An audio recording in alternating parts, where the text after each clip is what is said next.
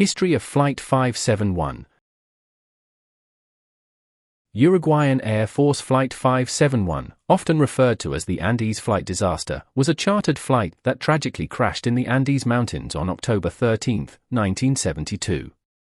The aircraft, a Fairchild FH-227D, carried 45 passengers, including members of the Old Christians Club, a rugby team from Montevideo, Uruguay, their friends and family.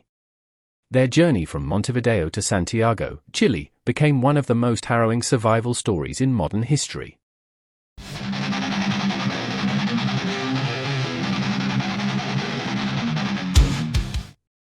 The rugby team had chartered Flight 571 to play a match in Chile.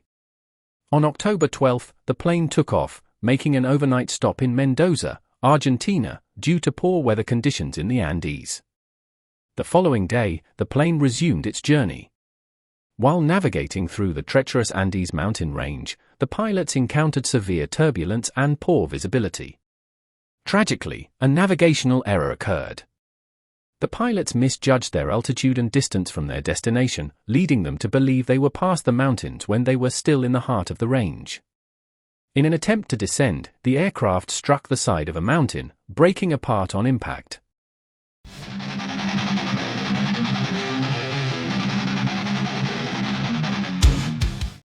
Of the 45 passengers, 12 died instantly or shortly after the crash. The survivors were left stranded on the snowy Andes at an altitude of 12,000 feet, with little food and no suitable clothing for the freezing temperatures. The fuselage, which remained largely intact, provided limited shelter from the elements. Over the next few days, several more people succumbed to their injuries and the harsh conditions.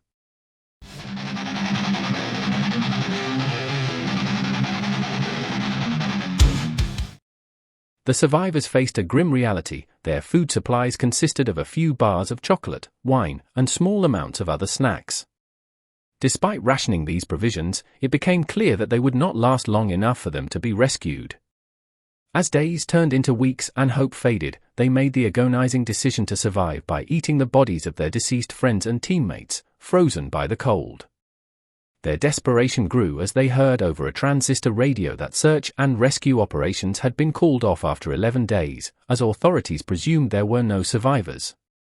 At this point, they knew their only chance of survival was to rescue themselves.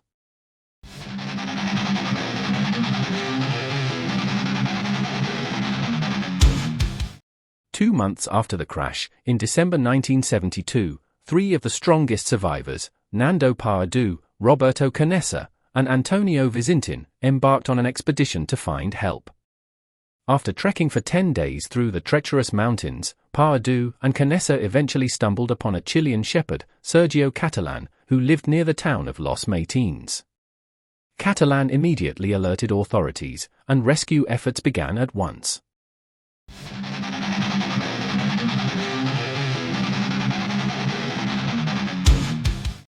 On December 20, 1972, 72 days after the crash, rescue helicopters arrived at the crash site.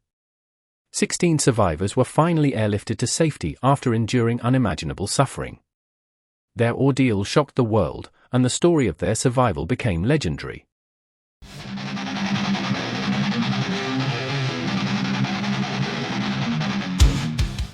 The survivor's story is a testament to human endurance, resilience, and the will to live under the most extreme circumstances.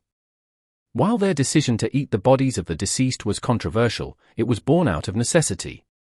The incident was immortalized in books, documentaries, and the 1993 film Alive, which brought the remarkable survival story to a global audience. Flight 571 is a sobering reminder of the fragility of life and the strength of the human spirit when faced with life-or-death circumstances.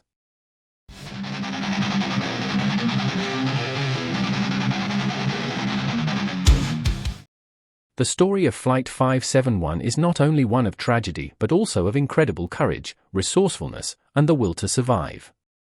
What began as a catastrophic accident turned into a powerful narrative of human resilience in the face of overwhelming odds. The survivors, forever bound by their shared ordeal, demonstrated that even in the darkest of moments, the human spirit can prevail. Their experience serves as a stark reminder of the thin line between life and death and the lengths to which people will go to endure. Flight 571 remains etched in history as a testament to the strength of hope, perseverance, and solidarity.